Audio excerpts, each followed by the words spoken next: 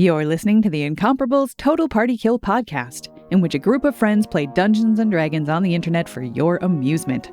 This is episode number 436, starting a new Keys from the Golden Vault adventure. Recorded April 2023, posted February 2024. Rule 6. Win, win, win.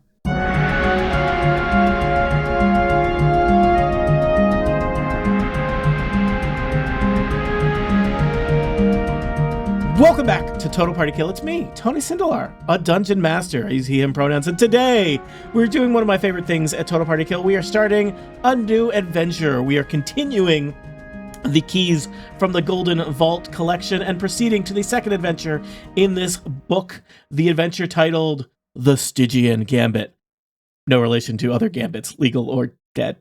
Allow me to introduce our players, and they will remind you of their characters, because we do have a group of returning characters today, and then we will jump into the action of the Stygian Gambit. Our first player needs no introductions. Why, thank you, Tony. Yes, I am playing. Cheers, Jason. That was about what I expected. Jason, I think you were in there by a second. Go, take it away. Hi, my name is Jason Snell. I need no introduction, so you don't know who I am. I am playing Revelle. He is a Triton druid, and what you need to know about Revelle is now he's level 2, because level 1 druids are terrible, but level 2 druids are cool, and you'll find out more about that later on. But yes, his name is Revelle. There's a reference there. I'm not going to explain it. Our second player also needs no introductions, but is not quite as fast as Jason. Erica. Hi, I'm Erica Ensign, she, her. I am playing Levithia du Isigri, also she, her. I'm a level 2 ranger. Level 1 rangers, not great. Level 2 rangers, also not great. Oh, that's too bad. Our next player demands an introduction. It is in his rider, which is involved. It's Monty Ashley!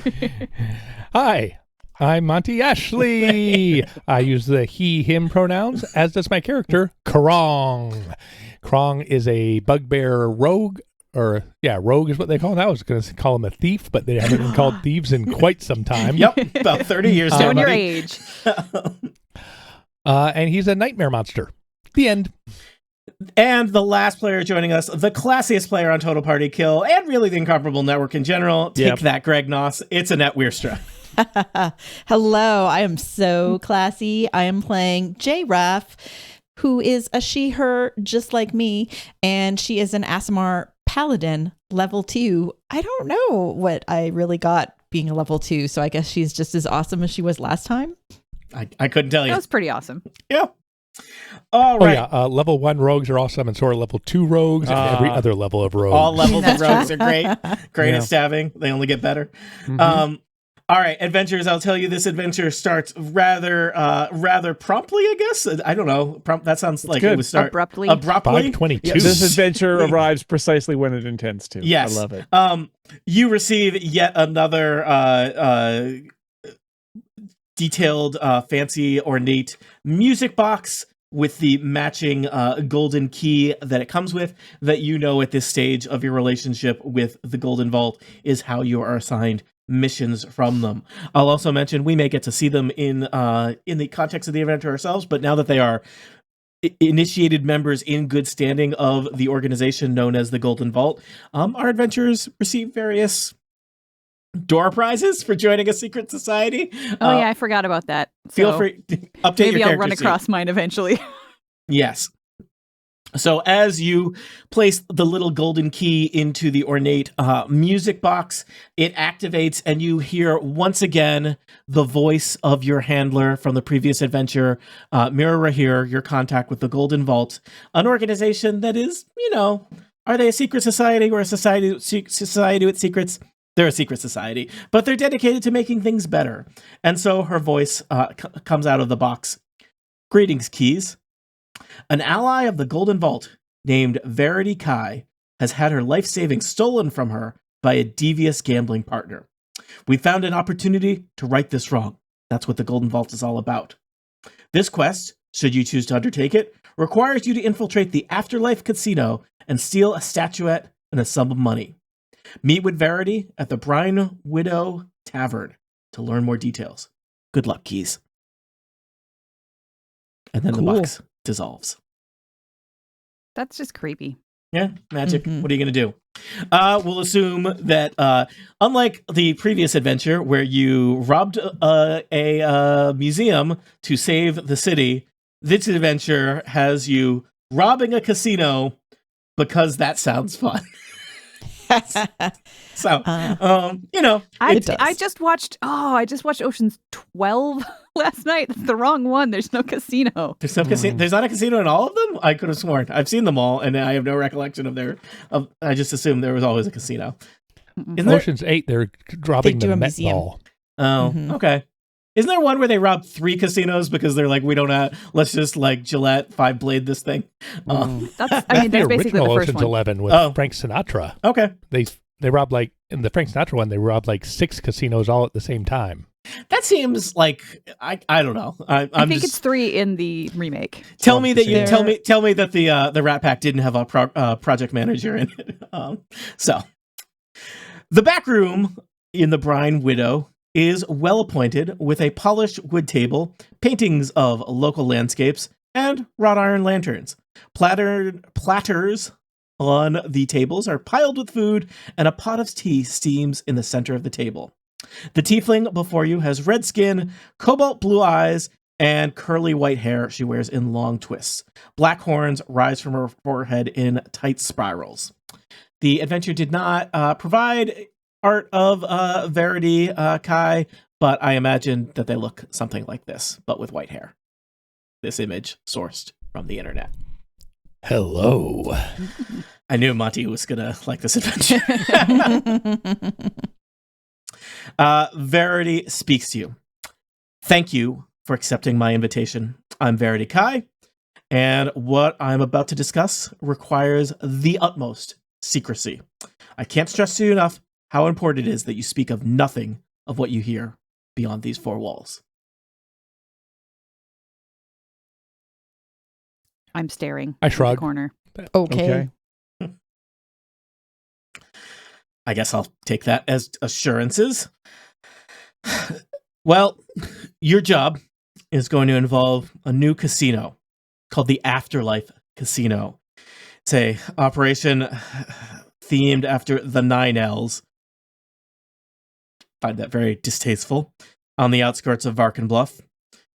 The owner, Quentin Togglepocket, built it using prize money he stole from me, and I'd like for you to make his life difficult. He's hosting a tournament there as part of the grand opening, and I want you to steal the statue he plans to award as a trophy. And while you're at it, I'd also like you to steal back the 5,000 gold pieces he stole from me.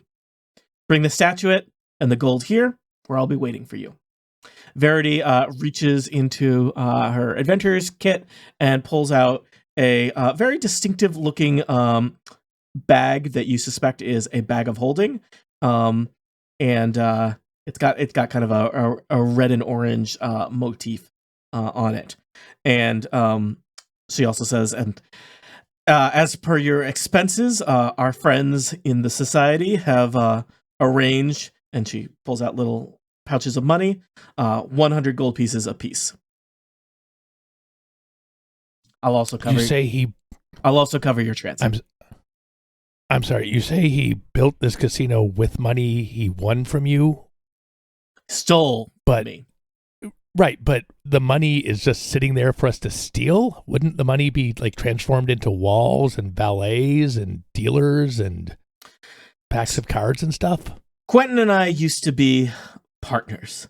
And it was always our dream to open our own casino someday. We were both in the games of chance, entrepreneurial way of life, working the circuit. And then we had been pooling our funds, saving for many years. And then several years ago, he disappeared with all of my money. Honestly, I figured he was dead. And then I found out he had taken our money and used it to bankroll this casino.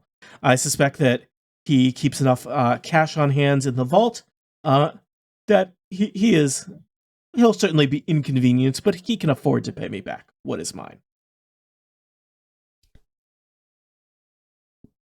Do you have any insight as to how he might design this vault, or what kind of vault it is, or like if you're planning on creating this together, maybe you have some tips?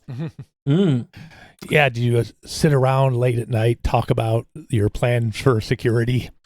Well, I can't say that we did, but perhaps this will be helpful. She reaches into her backpack once again and unfurls a large poster-sized, kind of hand-drawn diagram. Upon hearing about the new Afterlife Casino, made contact with the local Dwarven Guild in charge of construction, and in return for a generous donation into the Guild's retirement funds, was given a peek at the blueprints. And while I've attempted to recreate them here, I apologize for the crude artwork. And Verity shows to you a map of the Afterlife Casino. I appreciate these maps. This is a theme of the so far in looking through Keys of the Golden Vault. Every heist includes somebody's kind of, amateur, incomplete map of the thing that you will use to plan your heist, and then the actual detailed battle map of the location. So it is located in a natural cavern that they have excavated and built several rooms. Most of the spaces are dedicated to various games. Several games, celebrating the different aspects of the Nine Hells. But I was particularly interested, and she kind of points to the left side of the diagram here. I did get the layout of the areas that would normally be off limits to non-employees of the casino, and you'll note here the top left corner is where the vault is, according to our good friend in the Dwarven Guild.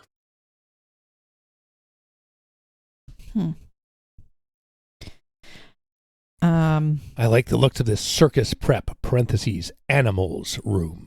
We're gonna have to go into there. Quentin always enjoyed a spectacle. Apparently they keep various trained animals that they use for entertainment. Do you know what sort of animals?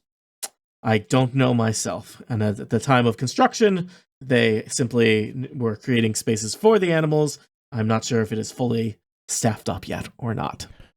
Trained, you say? Other Trained things to steal. Other things that I know, I do know, based on the hiring notices that went out, that Quentin has only hired tieflings for his afterlife-themed casino.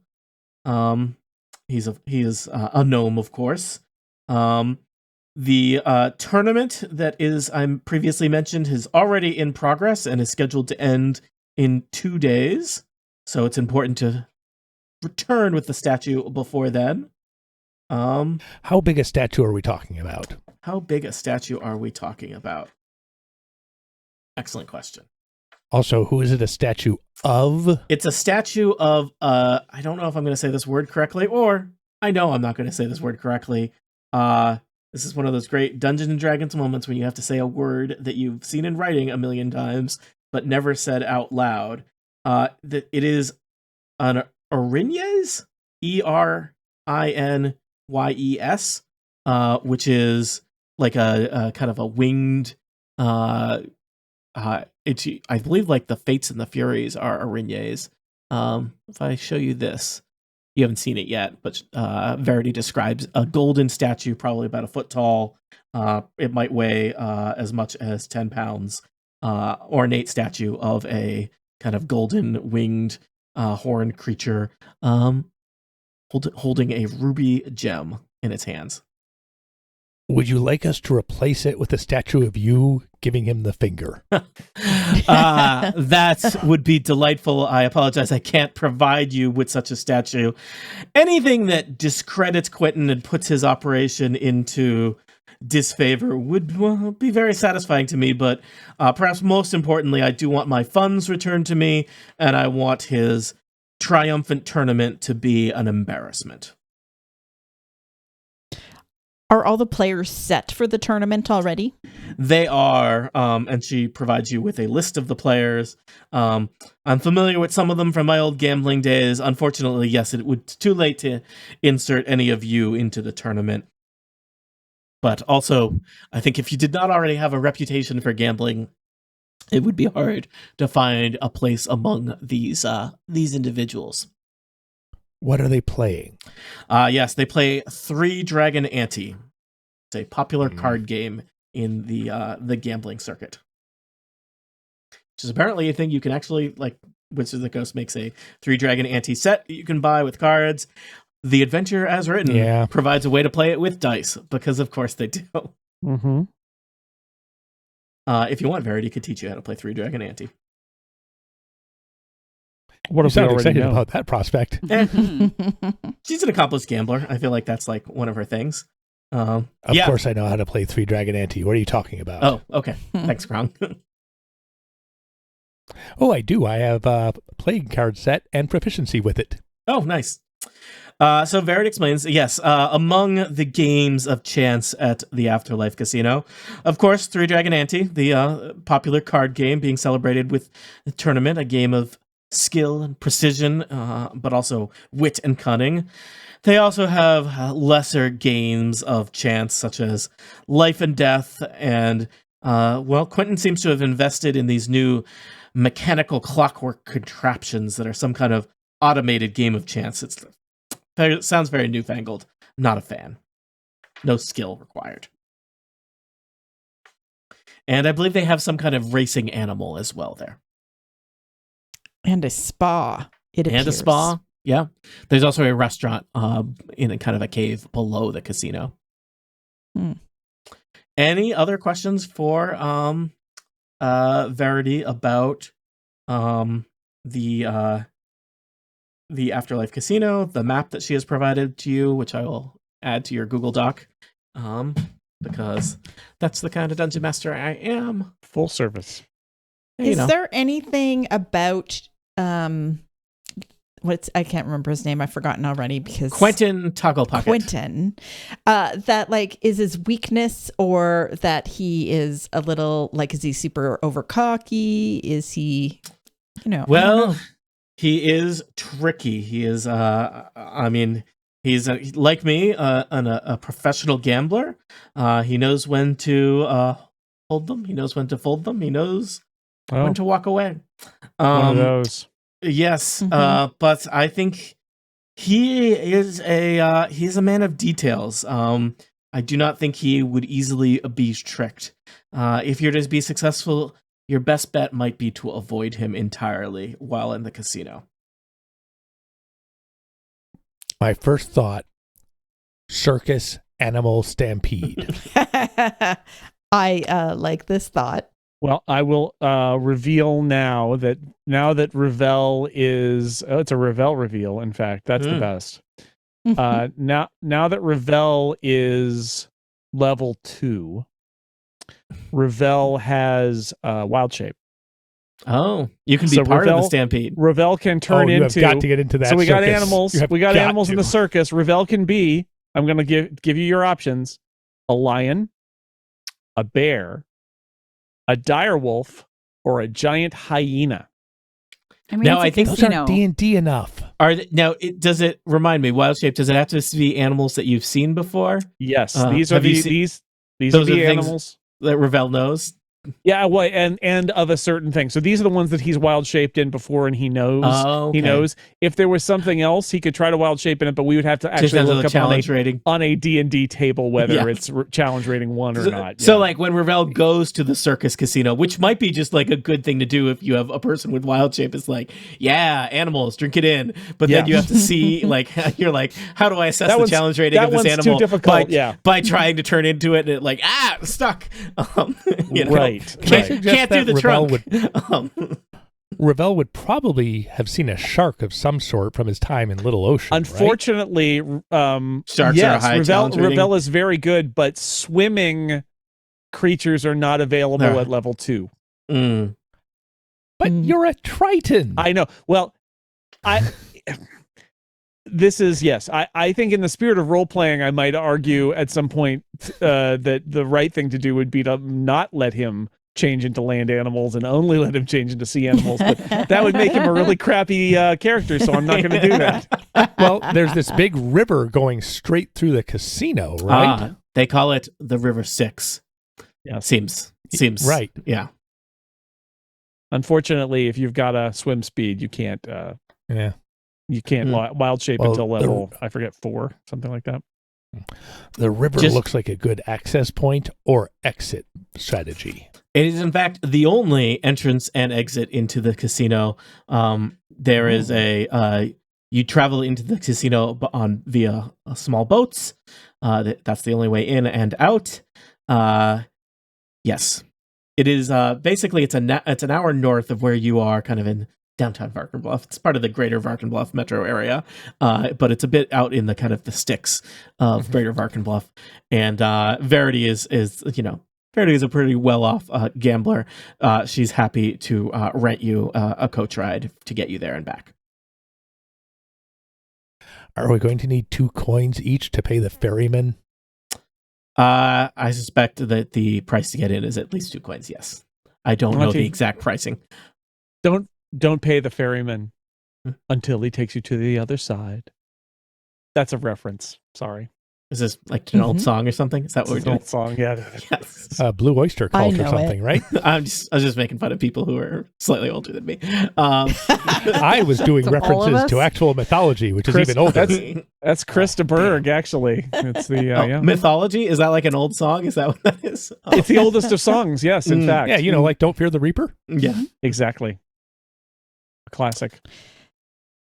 Adventurers, what else would you like to know from Verity? Do you want to head right to the casino? This one is a little less urgent in that there is not an egg that's going to hatch an elder beast that will take out the whole city. There's no ticking clock here. The ticking clock is that the tournament will be done in 48 hours, and you need to embarrass Quentin by making sure the statue is not available at the end of that 48 hours. But it's, I feel there's a little bit of whiplash in the urgency to these. I will say the security of the casino is a lot higher than the Museum of Natural Histories. So yeah. So I mean, what other than a map? Do we really have any knowledge of the security systems of it seems really probably unlikely to get there. Yeah. To go into a casino and just kind of wander around until we decide how to steal the vault. It seems like we should be more prepared than that. And yet, I assume the guards have pitchforks and whips and stuff because it's healthy. Can we go in and out and back in? You do. You have 2 days, and you. Okay. This is also, I guess, this is not Vegas. This is Greater Varkenbluff. So I think this is not the kind of casino with lodging. So. All right, but they're probably open 24/7, so we can just drift in there and do what we need to do. Okay, well, I think we need to reconnoiter then. And maybe I'll use I'll use my wild shape at some point to sort of get in with the circus animals and see what I can see back behind. I have a new thing. I got a tattoo. Ooh. It's pretty cool. I lower the back of my shirt so you can see it, and it's like raven just splayed across my back, but then I make it move because it's got fluid ink and I can let it travel around my body and make it look whatever I want. But also it's a masquerade tattoo, so for 1 hour once per day I can transform myself into something else. I have to still I still have to have arms and legs and stuff, but so something humanoid. But I can. I've got the plan. So yes, you're going to become the statue. Isn't okay. it just a foot I high? can lose 1 foot shorter or 1 foot taller. So there may be How tall limits. are you now? You all look very short to me. I am 5'5", let's say. I guess that's canon now. Yep. So we're going to have to position you 50 feet farther away from everybody than the statue currently is. Yes. Yep. This is a good plan. Yeah. I watched Now You See Me and Now You See Me Too, so I'm totally ready for a very You watched Now You realistic See plan. Me 2? That's on you. I watched Now You See Me 1, and that was a mistake. But I'm not going to get tricked into seeing Now You See Me 2. A movie What that's format is the tournament? the premise is basically holograms are magic. Sorry, I'm still mad about that movie. What format is the tournament being run in? Swiss pairings, top 8? Yeah, it's totally top 8 Swiss pairings. Those are Magic the Gathering tournament references, or I don't know if those are actual poker tournament they're references. Magic the Gathering tournament references, but other people use them because Magic the Gathering got big. But yeah, that's what I was going for. You know, tell you what, you'll learn more when you get to the casino. Okay. All right. Verity says that if you need to find me, I'll be here at the Brining Widow, but you may not want to burn time going back and forth between the casino and here if you can avoid it. As mentioned, Verity has paid for a fancy coach ride to get you to the casino on the outskirts of Varkenbluff, and you'll head out. And she's standing by the coach, tapping her foot, saying, Yeah. "Here's the coach, guys." Are we also wearing? I would like to say that we're wearing our fancy clothes that we also wore to the museum. All right, yes. At this point, several weeks have passed since the museum caper, and you are all well appointed and have if spent you your want money wisely. different ones, you could, my parents are rarely at this house. Well, Just tuxedo is a tuxedo. I just think, That's true. I have a different dress for sure. I was going to outfit myself from the gift shop. That's not a real bad idea. cheesy Like a hat? Stygian t-shirt, Mhm. Yeah. tourist stuff. Where is Cap. the gift shop on this map? The gift shop is not identified on the map. The T-shirt says, "My parents went to the Afterlife Casino, and all I got was this lousy T-shirt and my inheritance." Yeah. Bing. All right. Let's go. You head out. The carriage takes you out of Varkenbluff into the rolling countryside around Varkenbluff, which is, let's be fair, a lot of marsh and scrublands. It's not the most picturesque ride as you go over hill and dale. You kind of enter a thicket of kind of scrubby trees and pull up an hour later behind some other carriages that are also unloading. They look like the relatively well-off people of the greater Varkenbluff area. Annette, you, of course, Jaee recognizes some of them because that's a thing that happens with your character. We're wealthy. Yeah. All us rich people know each other. I would recognize people, but I am not paying a lot of attention. They don't recognize you. No, they probably wouldn't. There's a little stream, and there's like a really kind of inappropriately large kind of billboard sign that says "This way to the Afterlife Casino" in like gold lettering on black, and the whole sign is shaped like an arrow, kind of just pointing to the river. There's kind of Wow, classy. Yeah. And you can see there's the kind of the other rich people are kind of drifting in the direction of the river from the carriage, and it looks like parked along the stream are several jet black boats staffed by red-robed. Looks like they are probably tieflings based on the contours of their heads, but they are wearing hooded robes, and they're kind of one stationed at each boat. They're helping the first group of people that got to the shore into the boats and getting them settled. Looks like they're ready to head downriver into the woods. How many people fit in a boat? Looks like each boat will fit 4 or 5 people. Okay. I just want to state for the record that as we get into the casino, if there is a gift shop or if they have like kiosks or anything, one of the things I'm going to be looking out for are little, headband with horns. Like just it that seems like the kind of thing a casino bait that's themed around the Nine Hells would possibly sell and could potentially be helpful for costuming later. All right. You wait in line a little bit, and there's the next boat is available for you. A red-robed tiefling bows deeply and says, "Welcome, travelers," and motions for you to board his little boat. I'm assuming you get in the boat because it's that kind of adventure. I do, but the boat sinks like 6 inches as soon as I step in. Are you that heavy? I know you're very big, but I thought it was all fur.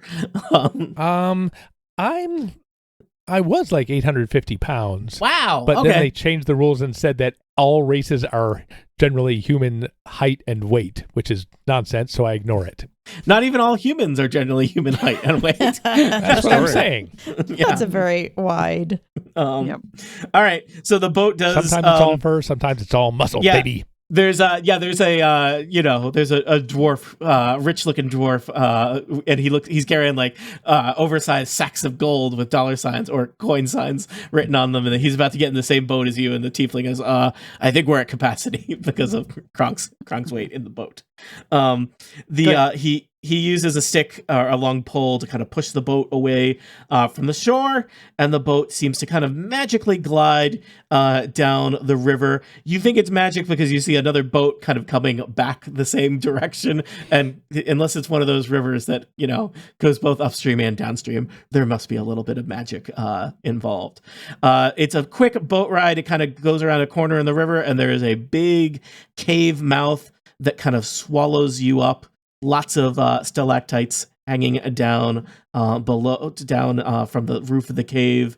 You can hear music kind of echoing in the distance, maybe even the kind of roar of rushing water, and a short passage through a little cave until you emerge in an immense cavern that is the Afterlife Casino.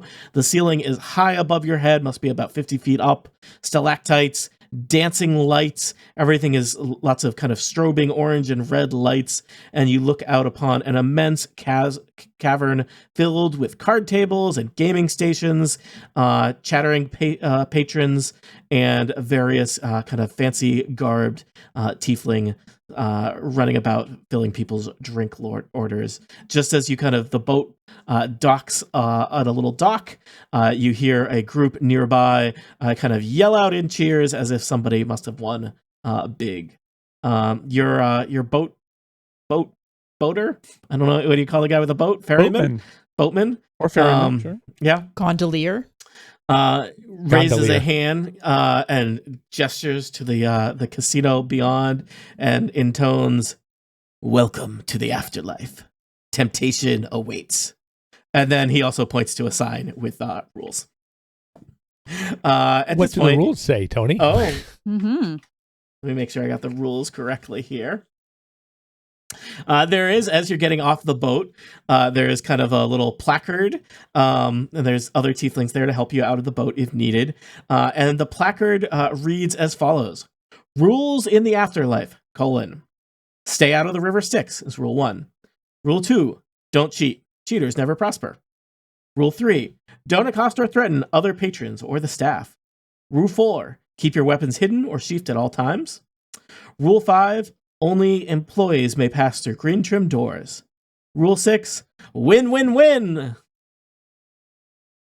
I don't know if that's really a rule or more like a guideline. Allow me to show you a map of the Afterlife Casino. Didn't we already see a map? I thought we already saw. Allow me to show you Not the official battle map as opposed to Verity's hand-drawn I see. map. Yeah, see the difference? Marvel at the difference. This one's blurry. It might be taking a while to load because it's a very big, detailed map. I have put your characters towards some docks on kind of the south side of the map. I see. It's I also, just before we got in there, I want to say, as we were on the boat, I was looking very closely at the countryside, to either side of the river.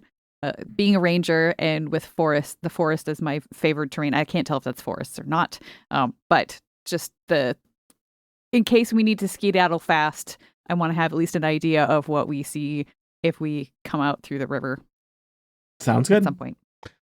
Tony, I want, as a water oriented person, Indeed, I want to observe. You can say Triton. You can say Triton. Well, yes, a water Triton. A Triton. I want to analyze the. They say don't go when the river Styx. Don't swim in the river. Can I observe if there's anything unusual about the water, or is this like no running at a swimming pool? Is it a rule that Is there something weird about the river? Okay. You look at the river. It is moving kind of briskly, and you can tell that there's. I think you can see at this point, in the distance on the far northern side of the casino. It does look like there is like a waterfall where the river drops to some significant height. The water does not seem to be magical in any way. You suspect it's the boats that were magic, not the river. That just seems easier from a magic conservation point of view. And the but the water is flowing into the cavern and then over the waterfall. Down. Yes. Okay. And the river Styx in mythology, the oldest of songs, has a reputation for causing memory loss. You don't think that is what would happen if you were to come into contact with this river. This is like Disneyland. All right. A place I've never I was going been. to say this is the Pirates of the Caribbean that we're doing here. Yes. I'm going to say to my fellow, you would already know this, but to my players, I will say that not only can I wild shape, but I just want to remind everybody that Revelle can breathe water. So if Revelle just has to like take stuff and hide in the river or swim in the river, he could do that because he can breathe water. He could stay down there basically indefinitely. Mm-hmm. Nice. So you're a Krong this time. Mm-hmm. Walk out. Krong is not the Krong this time. I mean, Krong. he can't levitate down a waterfall. That would be a thing, right? But I don't know where the waterfall goes or what goes on with that. But anyway, that might be an advantage for us to have a water breather on our in our as well as a shape changer. So those are mine. I still think Krong being a secret stealthy nightmare thief monster is a major asset to the party. Mm-hmm. Mm-hmm. Always. Let's start playing some games and earn this $5,000. Oh, imagine taking the long put it on roulette, roll it, get 10,000. Say we're out of here. Baby. Well, so you are at a casino and you're there as legal participants. So I don't think you need to be worried about your safety as long as you don't do anything illegal or foolish. Do you want to split up and scout out different areas of the casino? And I can tell you what you see one by one. How's that? Sure. I've labeled the map with the token with labels A1 through etc. That's just those. Each of those is a different area. It's a little weird because this is a big open area with different areas. You are currently all at the area labeled on the map as A1, which is just the arrival docks. No gift shop. You know what? There's like a little kiosk because you asked for it. It's being added to the adventure. It's the kind of dungeon master I am. There are several little booths being staffed by like teenage tieflings that are selling t-shirts. Teen flings, yes, thank you. My youngs that are selling. They do various cheap, gaudy t-shirts. Maybe like a sack that you would hold money in, but it's really cheaply made. It's like a Crown Royal bag. And somebody, I think Erica, you mentioned it, so of course they had to have it. Like basically like a baseball hat, but with tiefling horns on it. I'm buying one of everything. What does the teen sound like when we go over there, Tony? Welcome to the Afterlife Casino. How can I help you? I'd like that and that and that. Excellent choice. I would like your largest T-shirt, please.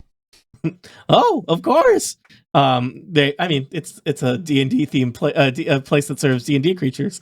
They have a wide range of sizes. Yeah, they got to go from like gnome up to bugbear, I guess. I don't know what's bigger than a bugbear. Centaur, a bread box.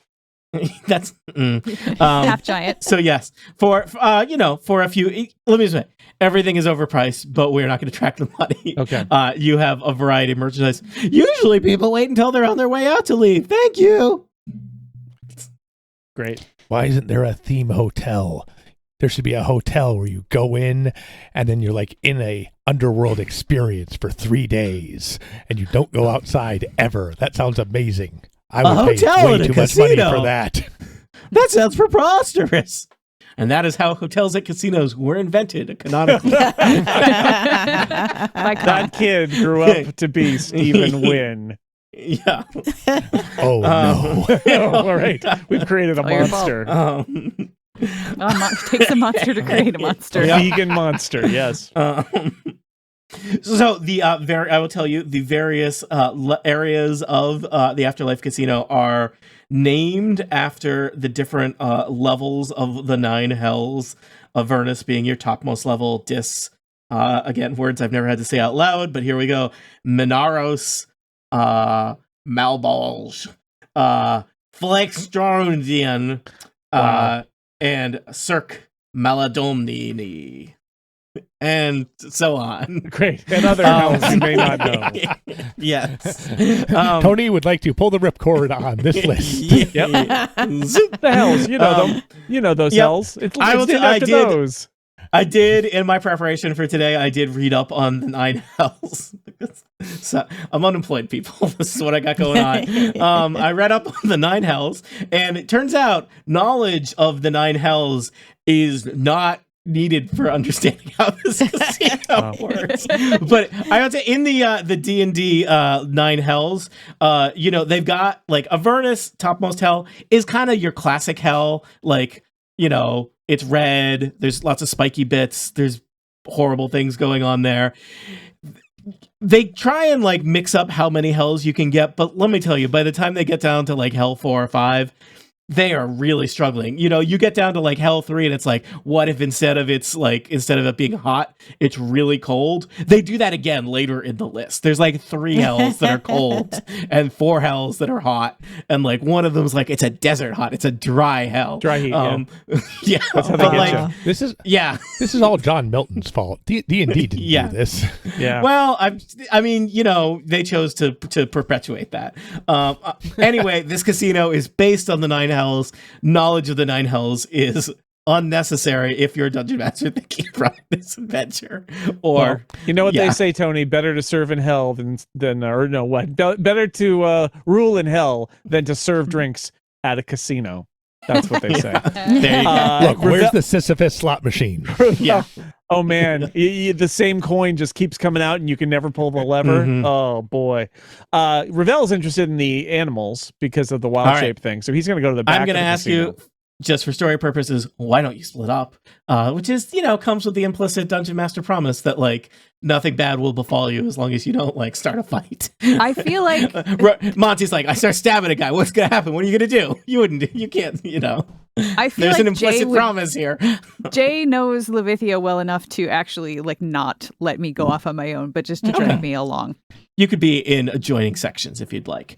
So why don't you locate your token near one of the designated areas on the map, and I'll tell you what happens there, and you can explore it. I think Revelle, having seen that the circus is supposed to be toward the back, is going to kind of walk to the back, the north end of the cave, toward the restaurant waterfall, just to sort of get the scope of the depth of this. So everybody else might be, I don't know, looking at like the places in the initial part. I think Revelle is going to just stroll all the way to the back and do a real reconnoiter that way, and all right, and all of that. Yeah. Yep.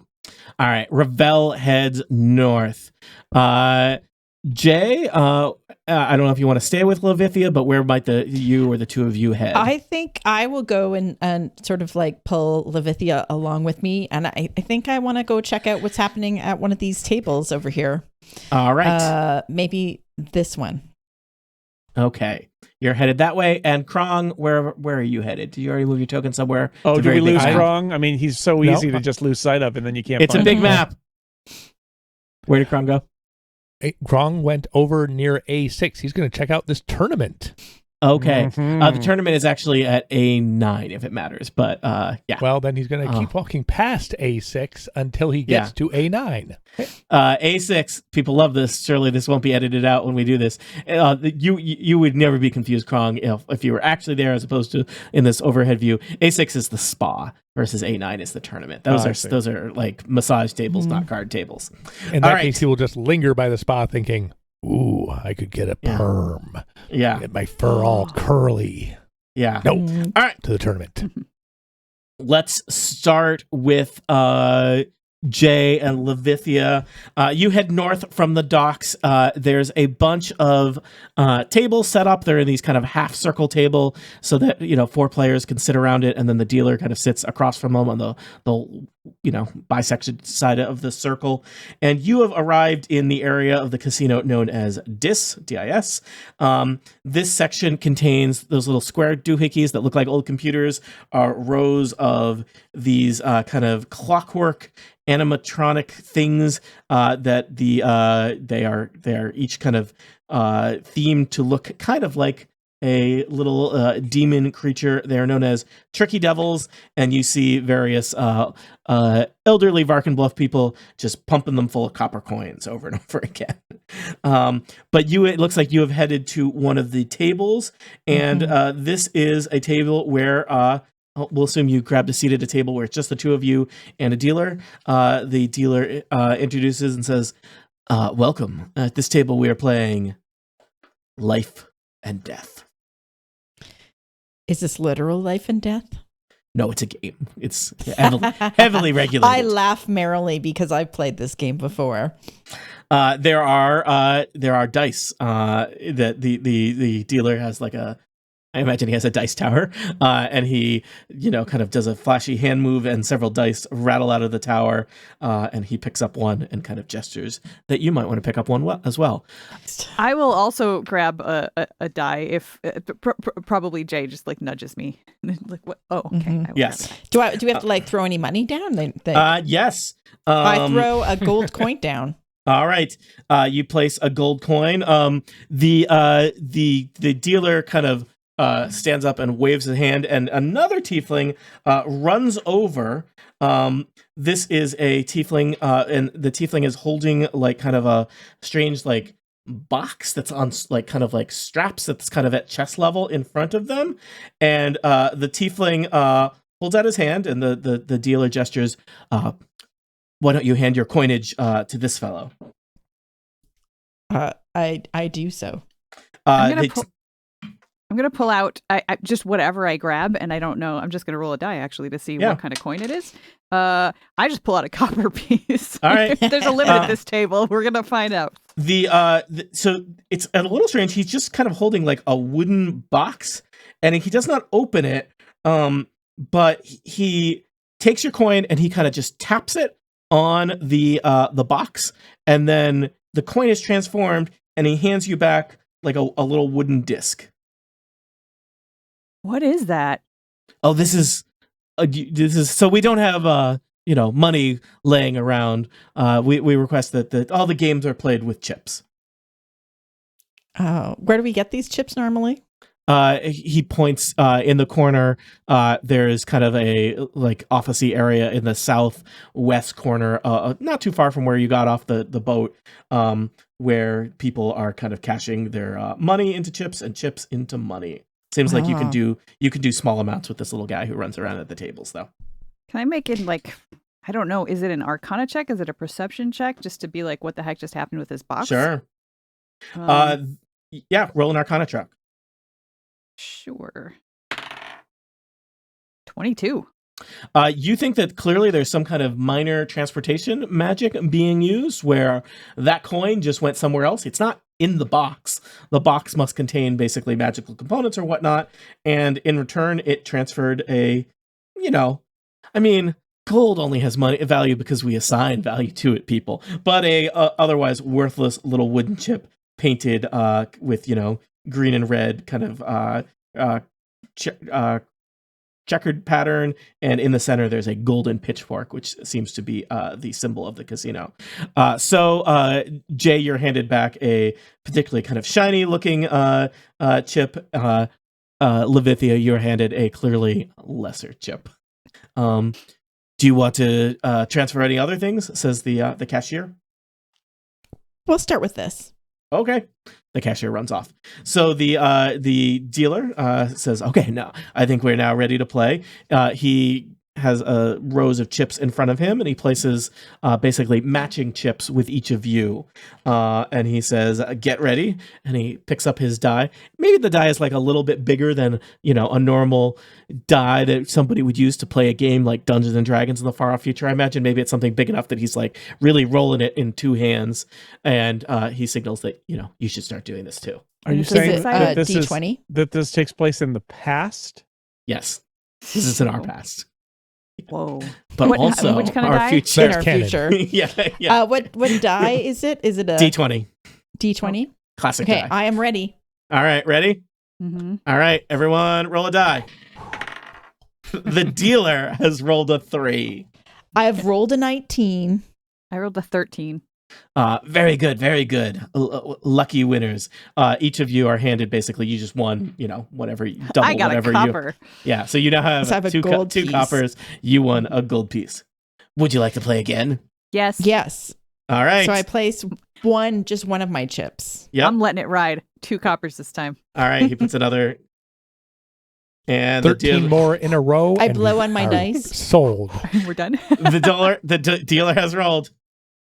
I rolled a 5. The just dealer lost rolled a it. 3 again. I lost my Wow. dice behind my computer. Oh, no. Jay, What how is many it? times do I have to tell you to have so many cocktails before you start? 18. playing casino Hello, games? Wow. Very good, very good. And you continue to play games of life and death with the dealer until you are bored or otherwise wish to go. Can I ask the dealer some questions like, hey, I hear there's a tournament happening. Oh, yes, there's a very popular 3-dragon anti-tournament over, he points to the kind of toward where the waterfall goes over the edge of the cliff and down below. That's where the tournament, lots of people here to watch today. Is it busier than usual? Well, we are doing a bit of a soft opening, so we don't really know what usual is yet. Mm. Okay. I'm just looking around, kind of behind us, what's that big long table over there? The A4. My money's sort on of area. Nightshade. Then mine will be too. Very good, very good. All right, let us continue to other people. Revelle, you have headed north following the river Styx. So there's a literal river that kind of bisects this casino with kind of like bridge-like crossings every 20 or 30 feet, allowing you to pass back and forth from the east to the west side of the casino. At the north side of the casino, the river plunges over a cliff, crashing 100 feet below into a large body of water. Not too far from that is there is a clearly some kind of large amphitheater set off from the main casino areas with sets of double doors leading into it, and you kind of poke your head in there. There doesn't look like there's that big an audience happening right now. Looks like there's a big placard with specific scheduled performances. It looks like there is basically an hour-long performance every 4 hours, and looking in, there's kind of basically just a handful of people, and they seem to be watching some acrobats kind of practice. Does it say what the shows are? Oh yes, the next show is kind of the featured attraction. It features a trained lion named Emrys. Emrys. Okay. Emrys. A lion, you say? A lion. That's There's interesting. There's a picture of a lion jumping through a flaming hoop. Okay. Oh, And no, then Feel very D&D. I do like that. Yeah. And so it's basically the MGM Grand then. And about this body of water that the waterfall is plunging into, what can you tell me about that? I'm gonna scope that out as your water peek expert. over. Yeah, you head north. You look over. You can tell there is, and as reference on Verity's map, there's a restaurant kind of right below this area here, tucked kind of behind the waterfall. But it looks like this cavern where this river was flowing was pretty high up on a cliffside. It looks like there's just a natural lake below you being fed by this waterfall. It is quite a drop, 100 feet, and looking down, you know enough about water, Revelle, to know that must be some pretty deep water down there. Right. Any sign of an outlet? Would this be a way that somebody could get out who could swim? Somebody who could swim, who And could breathe survive water? 100-foot fall and plunge into deep water. Dive This could be into water? Yeah. Yeah, probably Aside from the most aquatic of creatures, it would be very dangerous as a exit for the casino, but for a Triton, level 2 Triton, perhaps. And it's probably not very useful as an entrance unless you have the ability to swim up waterfalls. Sure. Which I don't No, think because you won't let him turn him into salmon. Yeah. You're too That's low right. level to be a salmon. Yeah, you're too low level to be a salmon. Come back at level 4. So even that restaurant that is down below the waterfall, it's still up pretty far from the I would say water. the restaurant is like 80 feet or 90 feet up from the All right, the so it's big way down. lake Okay. below. I'm just, yeah. again, scoping out a possible thing. If I can get gold pieces and a bag of holding and leap out into the water, and they'll never find me. Yeah, I mean, you're definitely, the main entrance and the exit to the museum being by these little tiefling-controlled boats certainly does make dramatic entrances and exits challenging. All right. And last but certainly not least, Krong, you have headed over to their signage directing you to an area of the casino known as Cania, Cania, and there are kind of steps leading down into this sunken floor of a huge gambling haven ringed with pillars of black basalt. There are many 3-dragon ante-tables taking up the floor space. A 3-foot-high shelf carved into the far wall over here to the eastern side has some kind of display case, and there's a bunch of signage indicating that the final round of the Grand Minaros Invitational first-time annual classic has started, and that at this stage of the tournament there are 8 players still in the tournament. I like the balls of calling your first tournament annual? both annual and classic. Yeah. Yeah. I hate this guy already. Quentin has a way with marketing. So, are they just playing, or are there officials? Is there? Oh yeah, no, there are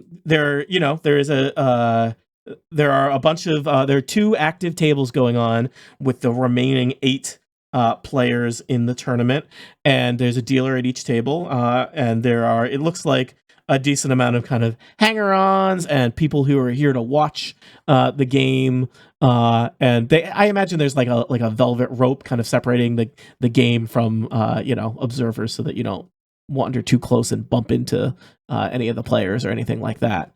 But yeah, and then there's I guess there's some open tables from probably earlier in the tournament when there were a zillion people. All right. Well, I will stroll in. I will railbird the game a little bit.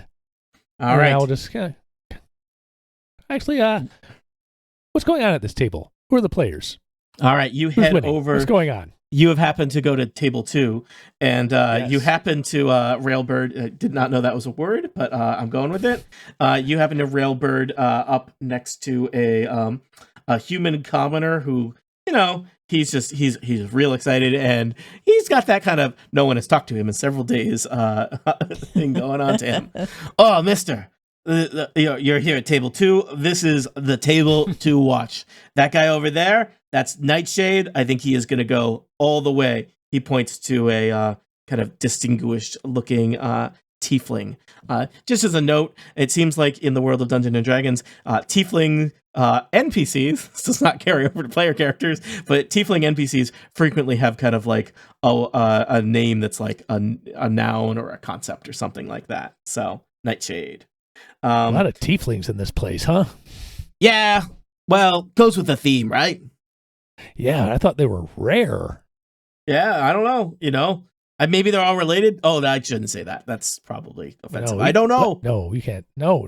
Oh, no. Trust me, I'm a nice guy.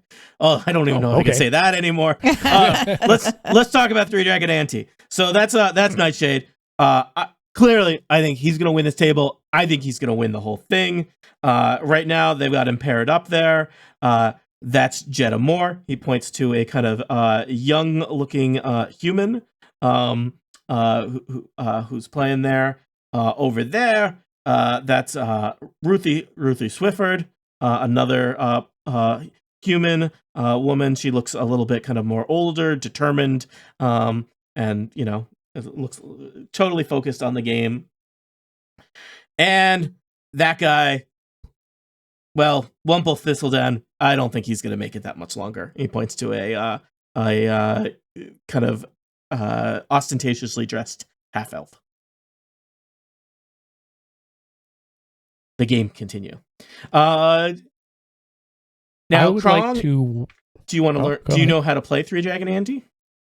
No. Oh, do you want to learn how to play Three Dragon Ante on the beginner's table that happens to be just within earshot of the experts table? I guess. Okay. Not really why I came into this room, but sure. All right. You choose to just kind of eavesdrop. There's a bunch of, they look like the most touristy of tourists. There's a family of 5 halflings. They are called the Rubes. That is nominated for determinism. They're all wearing hats with tiefling horns on them, and a tiefling dealer is teaching them how to play Three Dragon Ante. Now, in the world of Dungeons & Dragons, Three Dragon Ante is a card game. In the game of Dungeons & Dragons, playing Three Dragon Ante as players playing a game, I think I've got the levels mixed up. You play it with dice, where each die represents a card. But the gist of it is you roll, you would have 5 cards. Instead, you'll take 5 d12s. You roll your 5 d12s. You keep the results of those secret. And basically, each round, you have to reveal some of your d12s. And it's overly complicated. Whoever has the highest sum of their dice wins, but you get a chance to decide whether you're going to stay in or drop out as people reveal their dice and dice rolls and bidding increases. That's how you play Three Dragon Ante. Sure. Can I go over to this display table you mentioned and see if there's a golden statue upon it? Yeah, you head east, totally leaving the tutorial on Three Dragon Ante. Over on the eastern... I will press B at this point, Tony, and B again until the conversation is over. Yep, Matthew Mercer doesn't have to deal with this. Over on the eastern side of the gambling haven that is the tournament, and does not seem to be drawing any kind of foot traffic of the tourists. There is a rather impressive looking display case, and in that display case, not in the vault as you were told, but here on display, but inside a big glass, or at least glass-like looking box, is a golden statue of a Arinyes. But is it real? I don't know if you need to see it again, but still... Now it looks like this. Now you're seeing it of this little foot-tall golden statue holding a little ruby horned creature, big majestic wings, and I imagine there's a little placard next to it that says like that to the first winner of the Grand Minaros Invitational First Annual Classic. All right. The case itself, Krong, because I know you're going to ask me, is 2 feet wide, 2 feet deep, and 3 feet tall. The statue is about a foot tall, and you, with your keen eye for weights and items of value, imagine that it weighs 9 pounds. Perhaps giving you a little bit of an evil eye as you're lingering near his display case is I'm just going to say somewhat intimidating tiefling security guard. That's what I used on Google image search to find this guy that I'll show the players. But a rather tough, burly looking tiefling. You've noticed several tiefling guards throughout the casino, but this one looks particularly tough. These are not your easily incapacitated guards from the Varkenbluff Museum of Natural History. I'm just picking that as another place that has guards in the greater Varkenbluff world. No reason. But, these are not 1/8 challenge rating individuals. These are something tougher. And as you realize that the statue that you need to steal is not tucked away in some vault, but here in the guarded and relatively busy tournament room, a bit of a spanner has been thrown into the works, or at least something you'll need to adapt for in your plans as you conspire to rob the Afterlife Casino, to embarrass Quentin Togglepocket, to steal back that which was stolen from your new tiefling friend Verity, and ultimately to grind reputation with the Golden Vault Secret Society that you are all members of. What other surprises and secrets await our adventurers as they continue to explore the Afterlife Casino? How hard will it be to find the vault? What wacky animals will Revelle shapeshift into? For answers to questions such as these, tune in next time for Total Party Kill.